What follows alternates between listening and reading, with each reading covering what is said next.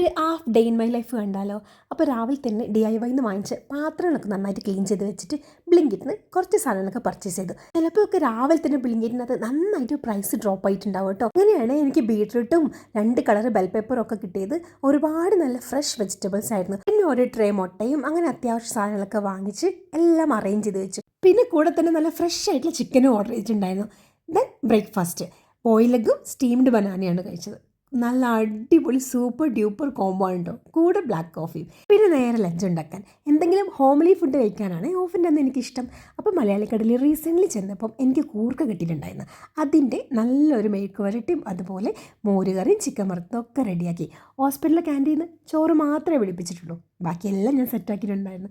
Then നേരെ കുളിച്ച് fresh ആയിട്ട് വന്ന് വിൻ്റർ ആയതുകൊണ്ട് തന്നെ വെയിലൊക്കെ കൊണ്ട് ബാൽക്കണിക്ക് എത്തി നിൽക്കാൻ ഭയങ്കര രസമാണ് കേട്ടോ.